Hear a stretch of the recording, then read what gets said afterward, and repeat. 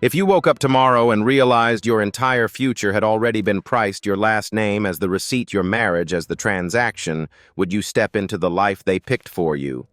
Or would you gamble everything on the life you want? Before we begin, if you're into forbidden romance, high-stakes rebellion, and the kind of choices that can ruin a dynasty or ignite a revolution, hit like, subscribe, and comment. Evelyn chose her heart, because what happens next only gets more dangerous, and you will want to be here when the first betrayal lands. They called it a celebration. The chandeliers in Evelyn's father's estate spilled warm light over marble floors and silk gowns over crystal glasses and polished smiles. Roses perfumed the air so heavily it felt like the scent itself was trying to drown the truth. Music drifted through the hall, soft, elegant, obedient, like everything else in Evelyn's world. She sat at the center of it all, dressed in a gown that caught the candlelight and scattered it across the room like starlight. Anyone watching would have said she looked like destiny, like privilege, like a girl who had never known hunger, never known fear, never known a locked door. But inside, Evelyn felt like a jewel sitting in a velvet box, admired for its shine, valued for its rarity, and owned so completely that no one thought to ask if it wanted to be free. Suitors circled her like planets around a sun they believed belonged to them. A young nobleman leaned in with a grin practiced in mirrors. "Your father and mine could do great things together," he said, as if his family's power were a love letter. A wealthy merchant promised exotic fabrics and a carriage lined with gold. Another man spoke of titles of land, of what Evelyn would become once she belonged to him. Their compliments were expensive. Their intentions were not. Evelyn smiled because she had been taught to smile. She laughed softly because a lady did. She nodded because to refuse would be impolite, and in this house impolite was just another word for disobedient. Inside her chest, something heavy settled, as if each proposal placed another stone on her ribs. Why must I marry for status? Why can't love be my choice? The questions echoed in her mind, but no one in this hall was interested in what Evelyn thought. They were interested in what Evelyn represented: a bridge between families, a seal on a deal, a prize at the end of a long negotiation. Across the room, her father watched. Lord Harrington sat in the high-backed chair at the head of the hall, smiling like a generous king. His gaze was calm, even affectionate, and anyone who didn't know him might have mistaken it for pride. Evelyn knew better. Her father's smile was a mask. Beneath it lived control, quiet, absolute, and patient. He didn't raise his voice. He didn't need to. The entire estate moved according to his will, as if the stone itself had learned to obey. Evelyn felt his expectations tighten around her throat like invisible hands. Later, when the last toast was made and the last flattering lie was whispered into her ear, Evelyn returned to her chamber. The room was vast and luxurious, designed to make any girl feel safe if she didn't understand that comfort can be a cage. Moonlight spilled through the curtains in pale ribbons, painting silver lines across the floor. Evelyn lay in her bed and stared at the ceiling, listening to the estate's silence. It wasn't peace. It was pressure. She tried to imagine the life her father was offering her. A husband selected for wealth and lineage, children raised like assets, dinners filled with politics disguised as conversation. A life where every choice was already chosen. Something inside her flinched. I refuse to live a life that isn't mine. The thought arrived quietly, but it didn't leave. It grew. It warmed. It burned. And for the first time, Evelyn didn't try to smother it. The next morning, she woke with restlessness clawing at her skin. The estate's corridors felt narrower than usual. The servants' bowed heads felt heavier. The routines, the same tea, the same lessons, the same polite conversations felt like chains disguised as tradition. Evelyn stood by the window and watched sunlight brighten the world beyond the gates. Somewhere out there, people laughed loudly without permission. Somewhere out there, life was not a performance. She made a decision that would have horrified her father. She would leave the estate just for a few hours, just long enough to taste something real. Evelyn dressed in a plain cloak, the kind worn by women who carried their own baskets and made their own choices. She tucked her hair beneath the hood and removed every piece of jewelry that marked her status.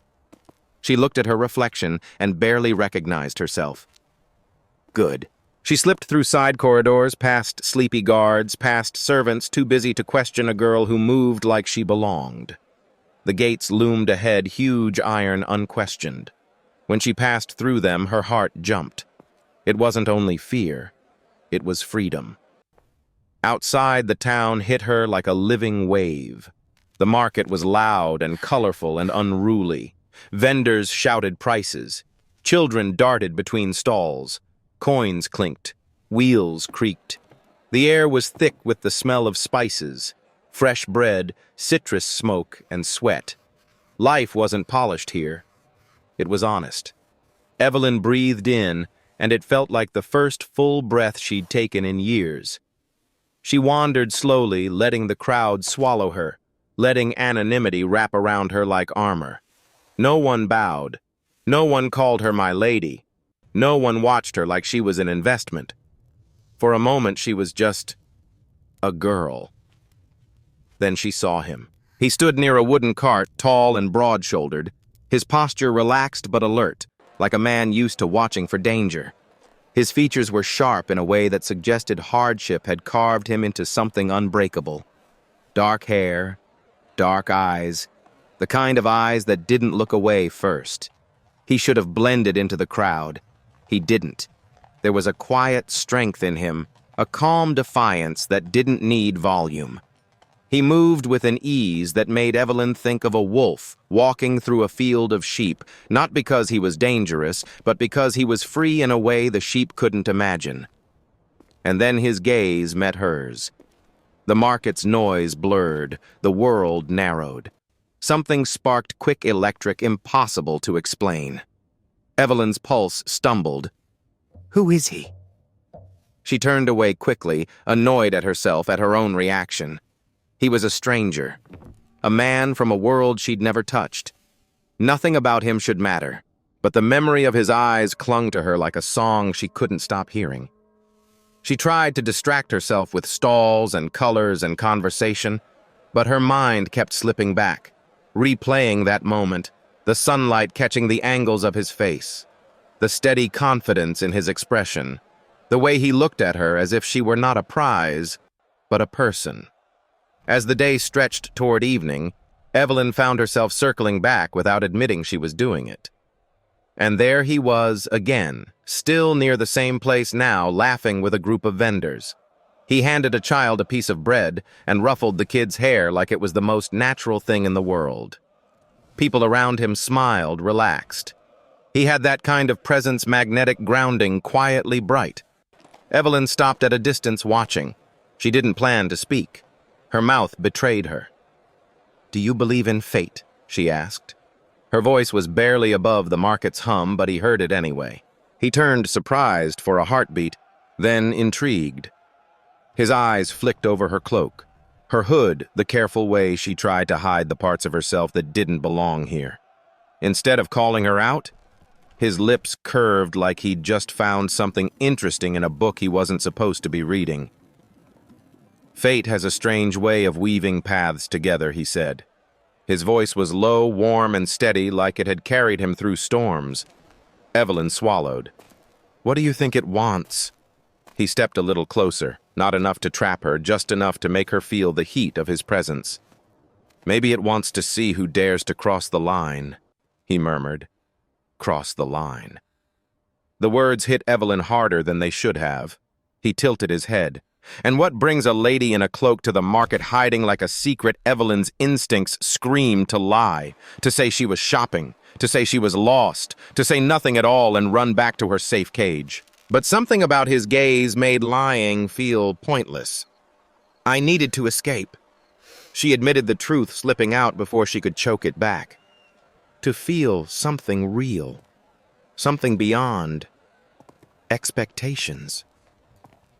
He studied her as if he could see the invisible chains on her wrists. Then his expression softened. "Then you understand longing," he said quietly. "We're all bound by something duty, fear the rules of people who benefit from our obedience. But sometimes it takes one moment of courage to loosen the knots." "You speak like you know," Evelyn said, her voice trembling with curiosity. A shadow flickered across his face, something old and sharp. "I know what it means to be trapped," he replied. "But I also know what hope is worth. It keeps a person alive when the world tries to make them smaller." The sun dipped lower, turning the market gold. Evelyn felt a strange ache, a pull toward him, toward the honesty in his words, toward the freedom he carried like it was sewn into his skin. And then reality crashed back in cold and brutal: her father's estate, her status, the suitors, the rules. She was a lord's daughter. He was not. In her world, their conversation alone could be dangerous. Evelyn took a step back. "I should go." He didn't grab her. He didn't plead. He only held her gaze and said almost gently, "If you come back because you choose it, not because you're afraid." Evelyn turned away, her heart pounding with a new kind of fear, the fear of wanting something she wasn't allowed to want.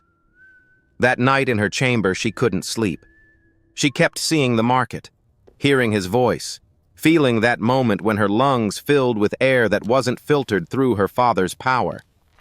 The next days blurred into a pattern she didn't recognize as her own. Evelyn began inventing excuses to leave the estate: a need for flowers, a desire for fabric, a charitable errand. Each time she wrapped herself in that plain cloak, slipped past the guards, and let the market's chaos erase her title. It became a ritual, a sanctuary. And always threaded through it all was the hope of seeing him again. When she finally did, it was on a bright afternoon when the market's energy felt almost reckless. He was leaning against a cart surrounded by children who laughed at his playful teasing. He looked up when Evelyn approached, and his grin widened like he'd been expecting her even when he had no reason to. "Back for another taste of freedom?" he asked. Evelyn's cheeks warmed. "I suppose I am." He bowed, slightly more playful than submissive, like a man who refused to bend his spine for anyone. "Alden," he said. "And you, mysterious lady." Evelyn hesitated. Names could be weapons. Names could be cages. But names could also be a bridge. "Evelyn," she said finally. Only her first name, like a tiny rebellion all by itself. Alden didn't press. He just nodded, and in that small act of respect, Evelyn felt something inside her unclench. "What brings Evelyn to this place?" he asked, quieter now. Evelyn glanced around to make sure no one was watching too closely. "I'm tired," she confessed, "of being a pawn, of being traded like a piece on a board. I want a life that feels like it belongs to me." Alden's expression shifted, no longer teasing now, careful, almost protective. "Most people don't dare to say that out loud," he murmured. "You're braver than you think." "And you?" Evelyn asked. "What is your life like?" Alden's jaw tightened. "My life is service," he said plainly. "Chains that don't sparkle. Orders that don't pretend to be love. A world that decided my worth before I ever had a chance to speak." The words landed between them like iron. Evelyn felt anger flare in her stomach. Not the polite anger of ballroom gossip, but the raw kind, the kind that demanded change. "Do you accept it?" she asked. Alden's eyes sharpened. "I endure it," he corrected. "But I don't accept it. There's a fire in me they haven't managed to put out." Evelyn's breath caught.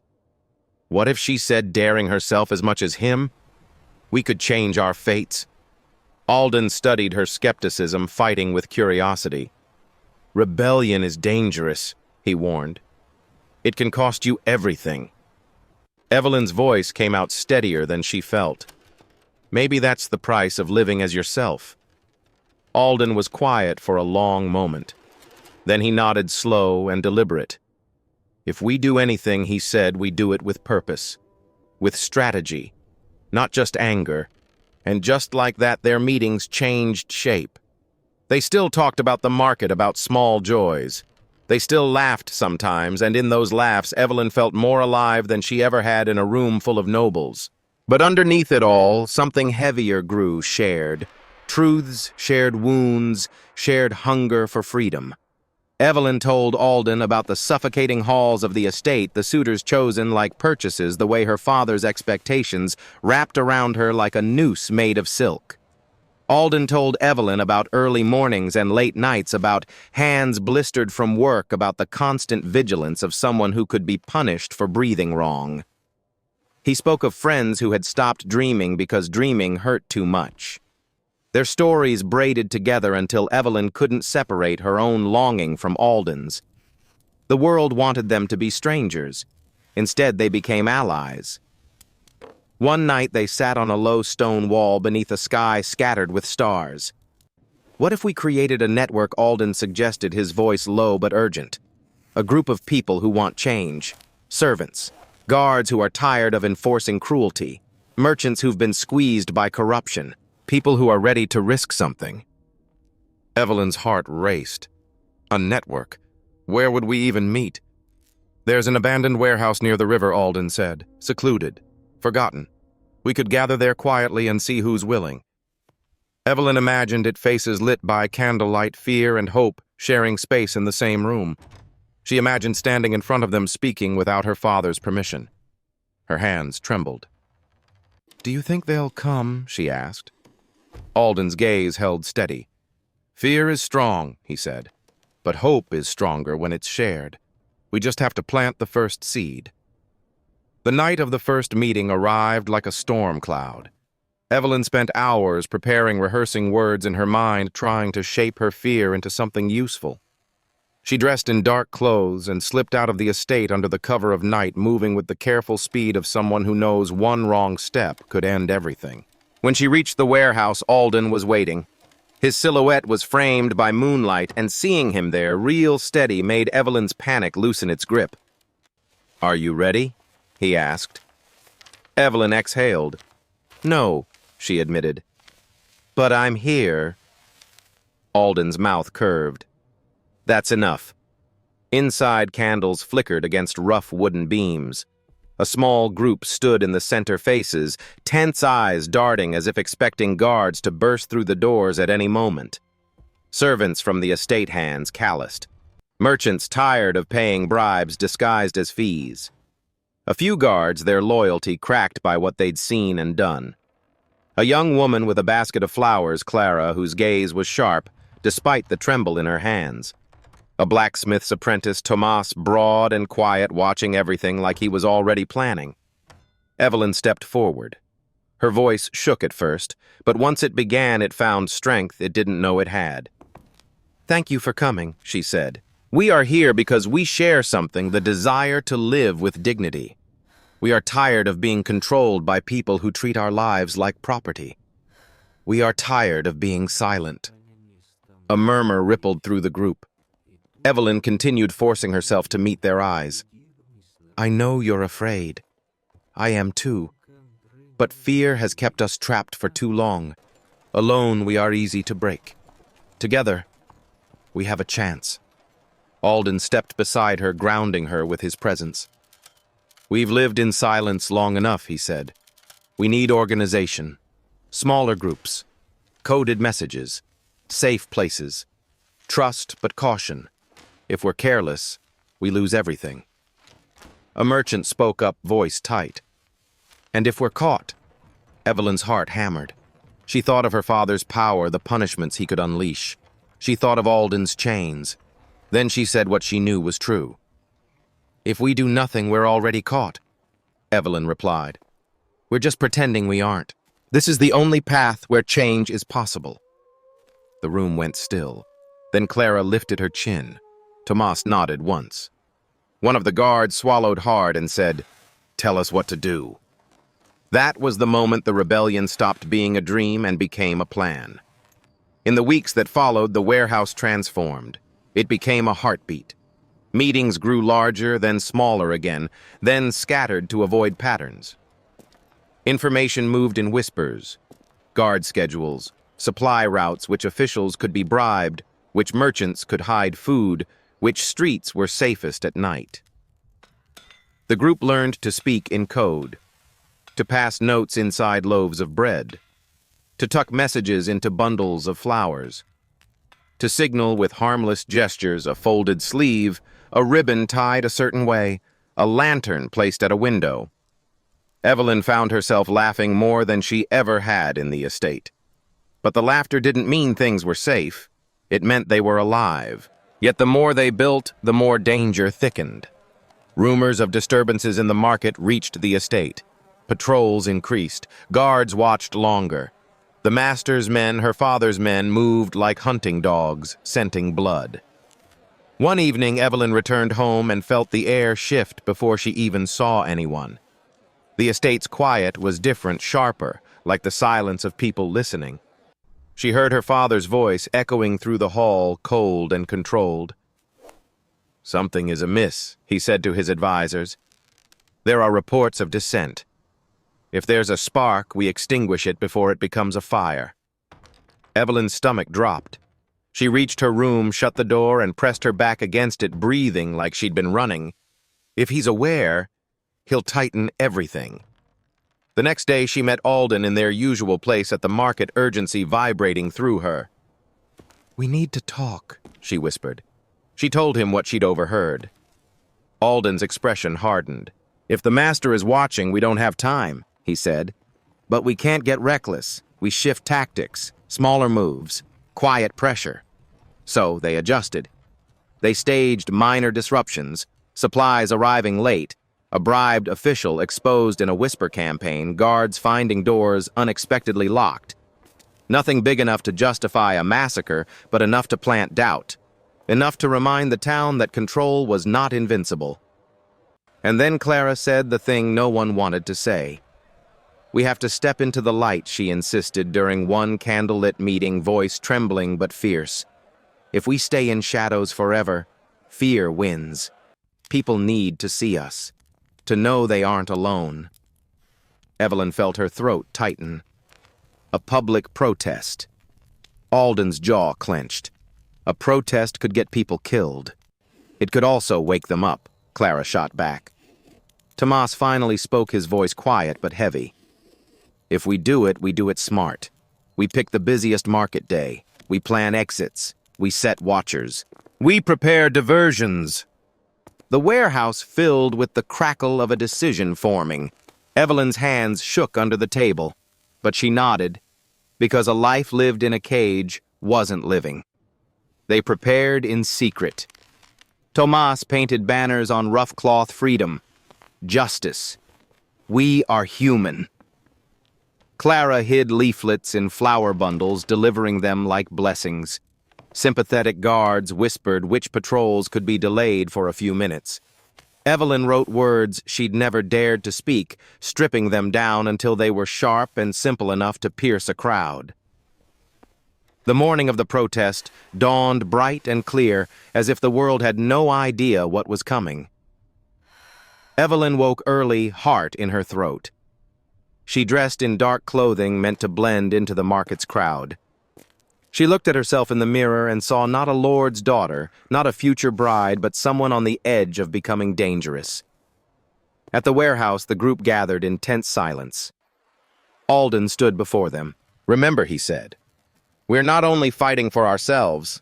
We fight for every person who has swallowed their voice because they were told it was worthless."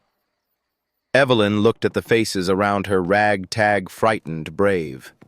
A movement. They walked to the market in small groups, slipping between stalls as if they were ordinary shoppers. The town bustled, unaware that the ground beneath it was about to crack. At noon, when the market was thick with bodies, Evelyn stepped up onto a low stone ledge. Her mouth went dry.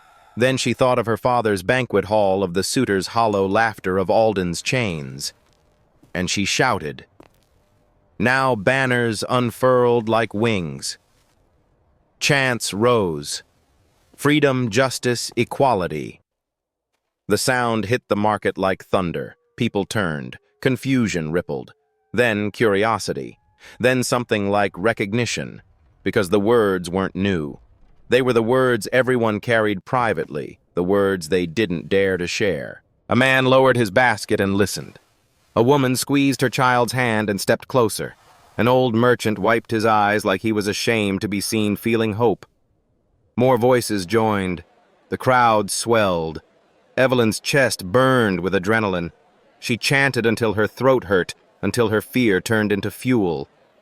Then the atmosphere changed.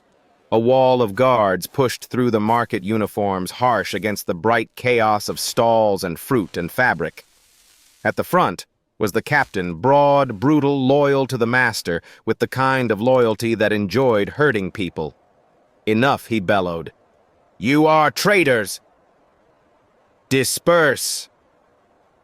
For a heartbeat, the market froze. Fear surged like cold water. Evelyn felt it try to climb her spine. Then she saw Alden standing firm, his gaze locked on the captain as if the captain were the one who should be afraid. Evelyn lifted her chin. We will not be silenced, she shouted. We stand together for dignity. The crowd answered her. It was messy, imperfect human, but it was loud. The guards hesitated. Evelyn saw uncertainty flash in the eyes of a few of them, men who had listened at the warehouse, men who had started to question what they were protecting. Hope flickered. Then the captain barked an order. The guards surged forward. Chaos exploded.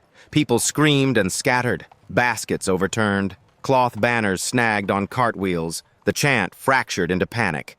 Evelyn's heart slammed against her ribs as she realized the protest had become a hunt. Stay together, she cried, trying to hold the line. But fear is a wildfire, and it spreads fast. A guard shoved into the crowd. Someone fell. Another guard raised a baton. Evelyn grabbed Alden's arm. Their eyes met, no words needed. Run. She pulled him into a narrow alley, their bodies slipping between walls slick with grime. Behind them, the market roared with confusion and violence. They stopped in the shadows, breathing hard. Evelyn's hands shook. Her hair had come loose beneath her hood. Her lungs felt raw. We can't let this be the end, she rasped. Alden's face was tight, but his eyes burned. It isn't, he said. If they're willing to crush us, it means they're scared. We hit something that matters. Evelyn swallowed, forcing herself to stand straighter. Then we regroup, she said. We get smarter, stronger. Alden nodded. We keep going. For everyone who joined, for everyone who watched, for everyone who wants to join but hasn't found their courage yet. They slipped away through back streets, hearts pounding, minds racing. The protest ended in chaos. But it also did something the master could never undo. It proved they existed. In the days that followed, the town felt different. Whispers ran through streets like wind through dry grass. People talked in low voices at taverns and bakeries, in doorways and behind stalls. Did you hear them? Did you see the banners? They weren't wrong. Fear still lived in the town, but now it had company. Hope. At the warehouse, their numbers grew. New faces arrived, eyes bright with the thrill of having seen someone stand up. Some came trembling, apologizing for not joining sooner. Others came angry fists, clenched, ready to fight. Alden addressed them with careful intensity. The master is on alert, he warned. We cannot be reckless, but we cannot pause either. Momentum is a weapon. Evelyn added, we need to reach those still hesitating. We need to show them they're safer together than alone. Tomas proposed smaller gatherings in different neighborhoods. We tell stories, he said. We make it personal. People don't risk their lives for slogans. They risk their lives for each other. Clara suggested leaflets, simple, bold messages slipped into hands like secrets. United we stand. Silence is a chain. Dignity is not a gift. They began distributing them in clever ways under bread inside cloth folds tied to flower stems. Each leaflet was a seed. But the master's men were not blind. Patrols increased again. Homes were searched. People were questioned. A few merchants who had been too vocal were visited at night. One evening, the group gathered in the warehouse candlelight, revealing the strain on their faces. Alden spoke first. "I heard whispers in the guards," he said. "They're preparing a crackdown. The master wants to make an example." The room tightened. Evelyn's fingers curled around the edge of the table. "What do we do?" someone asked. "How do we survive this?" Alden looked to Evelyn, and she understood leadership wasn't just speeches. It was holding everyone's fear without letting it break you. "We adapt," Evelyn said. "We create safe houses, we establish routes, we protect families first, and we make sure our message doesn't die even if some of us are forced into hiding." A murmur rose, agreement, worry, determination tangled together. Then a guard, one who had joined them quietly, spoke up with a trembling voice. "I have a wife," he said, "a child. If I'm caught—" Evelyn's heart ached. She saw her own fear in his eyes. "I won't lie to you," she said softly. "This is dangerous. But the alternative is a life where your child grows up watching you bow your head every day. What kind of inheritance is that?" The guard swallowed, eyes wet. He nodded. In that moment, Evelyn realized something terrifying. She wasn't only risking her own life anymore. She was carrying theirs. After the meeting, Evelyn and Alden stepped outside the warehouse into the cold night air. The river nearby moved like a dark ribbon under the moon. "Do you ever doubt it?" Evelyn asked, voice small. Alden turned to her, his gaze steady. "Every day," he admitted. "But doubt doesn't mean stop. It means remember what's at stake." Evelyn's throat tightened. "I'm afraid of failing them." Alden's expression softened. "You're already doing something most people never do," he said. "You're choosing. That's power." They stood close, the space between them charged with everything they couldn't say out loud. In another world, in another life, maybe they would have been allowed something simple. Hands intertwined, a kiss without consequences. In this world, even their closeness was a kind of war. And still, Evelyn had never felt more alive. The master struck next, not in public, not with obvious violence. He struck with suspicion. He began calling servants in for questioning. He ordered tighter controls at the gates. He watched the market more closely. He sent his most loyal men to listen for whispers in taverns, to follow people who lingered too long near alleys. Back at the estate, Evelyn's father changed. His smile sharpened. His kindness became interrogations disguised as concern. "My dear," he said one afternoon, pouring tea for her like a father who adored his daughter. "You seem distracted lately. Is there something troubling you?" Evelyn's pulse spiked. She kept her face calm. "Nothing beyond the usual boredom of the estate," she replied lightly. Her father studied her as if she were a puzzle. "You've always been an obedient child," he said softly. "I trust that remains true." It wasn't a question. It was a warning. Evelyn forced a smile. "Of course, father." Inside, she felt something break and something harden at the same time. That night, she met Alden at the market's edge. "He's watching," she whispered. "He's tightening everything." Alden's jaw clenched. "Then we move faster," he said, "but smarter. We don't give him a single thread to pull." They set a new plan, decentralize. Multiple meeting spots, multiple messengers. No one person holding every detail. A structure that could survive even if one part was cut off. And to keep the people's courage alive, they planned another gathering, bigger, more coordinated, timed at dusk. Not a chaotic burst. A demonstration of unity. They chose the central square of town where buildings formed a bowl of stone that would echo voices. They would bring torches, banners, and a message simple enough for anyone to repeat. "We are human. We deserve dignity. We will not be silent." As the day approached, Evelyn felt her nerves fray. This time, the master would be ready. This time, the cost could be blood. But the thought of retreat, of returning to her father's hall, of wearing that glittering gown while her people suffered, made her stomach turn. On the evening of the gathering, the town's sky burned orange and purple, as if the heavens were holding their breath. Evelyn moved through streets with her hood up, her heart hammering. Around her, people flowed toward the square alone in pairs, in small clusters, faces tense but determined. Some carried torches. Some carried nothing but their bodies and their courage. Alden stood at the front, his posture tall, his eyes scanning the crowd. When Evelyn arrived, he met her gaze and gave a small nod, the kind of nod that said, "I'm here. We're doing this. Together." Alden raised his voice. "Tonight we stand as one," he declared. "Not because we are fearless, but because we are tired. Tired of being treated like property. Tired of being told our suffering is normal." The crowd answered with a low rumble of agreement. Evelyn stepped forward and her voice joined his. "Look around you," she said. "This is what they fear. Not weapons, not violence. This people refusing to be alone." Torches lifted higher. The chant began slow at first, then louder, then unstoppable. Freedom, justice, equality. The square shook with it. For a moment, Evelyn felt something she'd never felt at the estate belonging.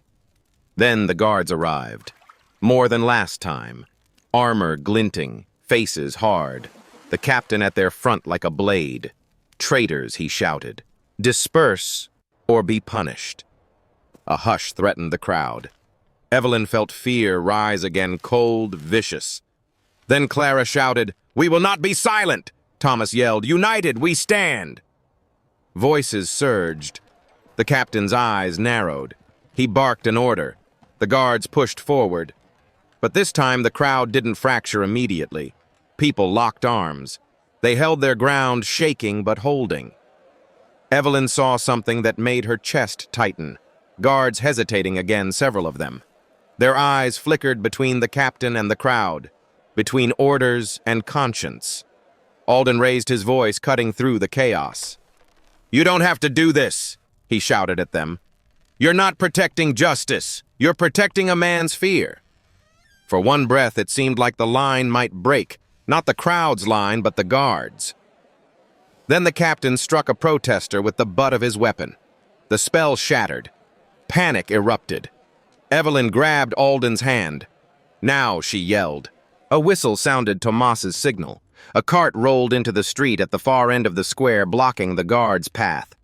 A small group on another street began chanting loudly, pulling patrols away. People peeled off in planned directions, slipping into alleys, into doorways, into safe houses. Evelyn and Alden ran. They sprinted through narrow passages, the town blurring around them. Footsteps echoed behind, shouts, orders. They ducked into a courtyard, then through a gate, then into a storage room that smelled of grain and dust. They collapsed behind stacked crates, breathing like drowning people. Evelyn pressed a hand to her mouth, trying to quiet her gasps. Alden leaned close. "You did well," he whispered. Evelyn's eyes burned with tears she refused to let fall. "People got hurt," she whispered back. "I wanted them to hear us, not to bleed for us." Alden's gaze softened, but it didn't waver. "They already bleed," he said. "Every day. Tonight, they bled in the open, and that means the lie is cracking." Outside, footsteps faded. Silence returned in broken fragments. They waited, then slipped away toward the river where the sound of water could swallow their breaths. At the riverbank under a thin moon, Evelyn stared at the dark current. "If we win," she said quietly, "what happens to us?" Alden looked at her, and for the first time his voice carried something almost tender. "If we win," he said, "I want to wake up and make choices. Simple ones. What work I do, where I live, who I love." Evelyn's throat tightened. "And you?" he asked. Evelyn laughed softly, bitterly. "I don't even know what my own choices look like yet," she admitted, "but I want to find out." They stood close enough that Evelyn could feel the warmth of him even in the cold. close enough that the world's rules felt distant, almost breakable. They didn't kiss, not because they didn't want to, because in their world, love was not a private thing. It was a weapon, a weakness, a target, and they couldn't afford to give the master another way to hurt them. Evelyn returned to the estate before dawn, slipping through shadows like a ghost. As she walked past the portraits of her ancestors, she felt their painted eyes follow her. Men and women who had benefited from this system, who had called it tradition, who had built fortunes on obedience. Evelyn stopped in front of one portrait, a stern woman in pearls, a lady who looked powerful, untouchable. Evelyn wondered what she'd sacrificed to look that way. In her room, Evelyn opened the window and let cold air fill her lungs. She thought of the square, the torches, the chants. She thought of the captain's brutality. She thought of the guards who hesitated just for a second, but enough to matter. The master could tighten gates. He could whip servants. He could jail merchants. He could flood the town with fear. But he couldn't erase what people had seen. He couldn't unteach them the taste of unity. And that was the true danger. In the warehouse the next night, the mood was heavier. A sympathetic older guard, one who had been feeding them schedules, had been arrested. No one knew how much he'd said. No one knew whether he'd been tortured. No one knew if the master was already coming for them. Fear crept into the room like smoke. Some people wanted to flee. Some wanted to fight immediately. Voices rose. Hands shook. Evelyn stood up, the candlelight carving shadows on her face.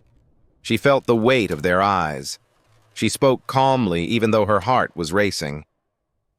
"I won't blame anyone who wants to leave," she said. "If you need to protect your family, you should. But I need you to understand something. The master doesn't punish rebellion only.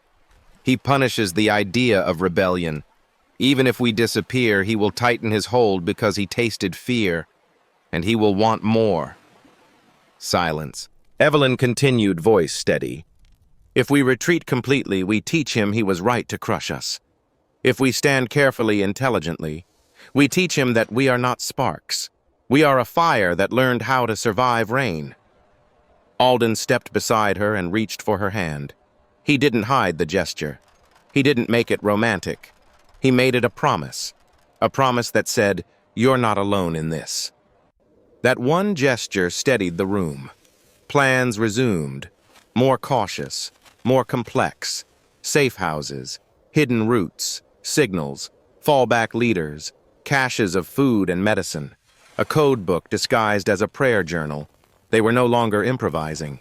They were building a structure meant to outlive fear. And yet a new problem formed in the shadows. Because movements grow the same way storms do, by pulling in everything nearby, including people who don't come for freedom.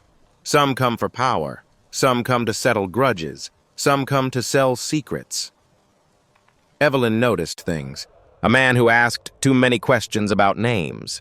A merchant who always arrived late and left early.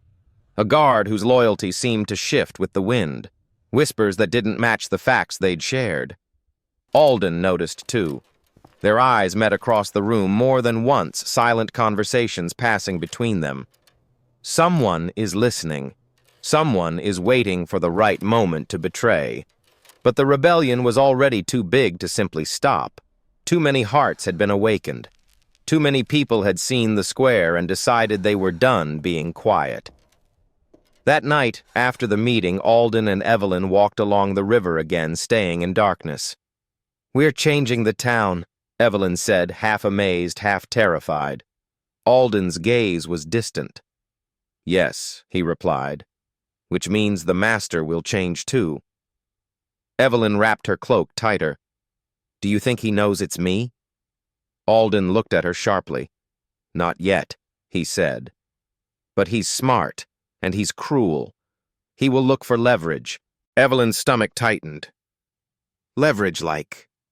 Alden didn't answer immediately. When he did, his voice was low. "Like the people you love." Evelyn's breath caught. The truth was brutal. Her father had always owned her.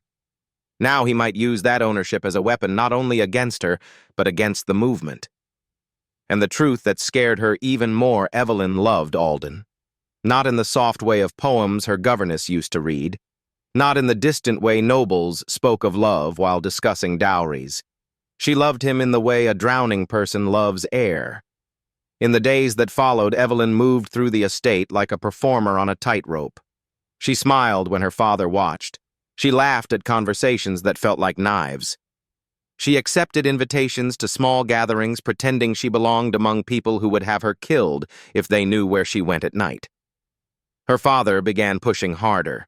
He presented her with suitors again, each one more appropriate, each one more clearly a political move. A polished nobleman spoke of security. A refined aristocrat promised stability. A wealthy older man spoke of protecting her from the chaos in town. Evelyn heard what they didn't say, protecting her from her own choice. At night, she returned to the warehouse where her true life waited in candlelight and whispered plans. The rebellion needed a decisive step, Tomas argued. We can't keep running, he said. We need to hit something that matters, something that disrupts the master's power without hurting the people. Clara suggested targeting the estate's supply chain. If we control what enters and leaves, we control leverage, she said. Alden proposed a different plan, bolder, riskier. The master uses fear, he said. So we expose him. We reveal his corruption, his illegal trade, his brutality, the things he hides behind noble language. Evelyn felt a chill.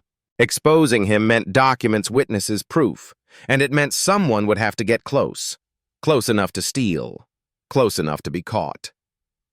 Evelyn realized the truth before anyone said it out loud. The person with access was her blood, her name, her father's trust, thin as it was. Evelyn's pulse hammered as the room turned toward her. No one asked, not directly. They didn't have to. Evelyn held her breath and then she spoke. I'll do it, she said. Alden's head snapped toward her. Evelyn, I'll do it, she repeated louder. I can get into his study. I can find what he hides. If we have proof, we can turn the town, turn the guards who are hesitating. We can make it impossible for him to pretend. Alden's eyes were fierce, and beneath the fury was fear. If you're caught, he'll destroy you. Evelyn's voice went quiet. He's already destroying me, she said. Just slowly. I'd rather risk one clean break than live a lifetime of quiet death. The room held its breath. Then Tomas nodded. Clara exhaled. Someone whispered, she's serious. Alden looked at Evelyn like she was both the most dangerous and the most beautiful thing he'd ever seen. And maybe she was, because Evelyn had crossed the point of no return. In the coming nights, they planned the infiltration like a heist, timing when her father drank late with advisors, entry through the servants' corridor, cover a false errand medicine for the household, exit routes too in case one was watched, a drop point, a hollow stone near the river where Evelyn could hide documents before returning home, signals if danger, a lantern placed at the third window. Evelyn practiced moving silently. She practiced breathing through panic. She practiced lying with her eyes while keeping truth in her spine. The night she went, her hands were cold. She waited until the estate's noises softened. A distant laugh, a door closing, the final footfalls of a guard making rounds. She slipped into the corridor like a shadow and approached her father's study. The door was locked. Evelyn's heartbeat roared in her ears. Then she remembered her father's key ring was always placed on the small table in the hall during late-night discussions because he believed the estate was an extension of his body. He believed nothing inside it could threaten him. Arrogance is a gift to rebels. Evelyn found the keys. Her fingers barely shook as she turned the lock. The door opened. Inside, the study smelled like leather, ink, and control. Evelyn moved quickly, scanning shelves, drawers, the heavy desk where her father signed contracts that shaped people's lives. She found ledgers, sealed letters, a locked compartment beneath the desk. Her breath hitched. She forced it open with a thin tool Tomas had given her. Inside documents detailing bribes, illegal trade routes, names of guards paid to look away, purchases that were not purchases, but people. Evelyn's stomach twisted. Proof. Enough to burn him. She stuffed the papers into a cloth pouch inside her cloak. Then she froze. A sound in the hall. Footsteps. Slow, deliberate. Not the careless steps of a servant. The door handle turned. Evelyn's blood went ice. Someone pushed the door, found it unlocked. Paused. A voice spoke softly, amused. "My daughter," her father said. "You do love to surprise me." Evelyn's heart stopped. And that is where I'll pause, because what happens next will decide everything. Will Evelyn talk her way out of her father's trap? Will she sacrifice the documents to save herself? Will Alden and the network be exposed because one door was opened at the wrong moment? Or will Evelyn do something unthinkable, something that breaks the last thread binding her to the estate? If you want part 2, the confrontation in the study, the first true betrayal inside the rebellion, and the choice Evelyn makes that could either save Alden or save the entire movement, comment next right now. And if you made it this far, subscribe, because the next chapter doesn't just get intense, it gets irreversible. If you are adapting this for YouTube, add a 2 to 3 second beat here, then return with a tighter recap and the part 2 hook. If you are adapting this for YouTube, add a 2 to 3 second beat here, then return with a tighter recap and the part 2 hook. If you are adapting this for YouTube, add a 2 to 3 second beat here, then return with a tighter recap and the part 2 hook.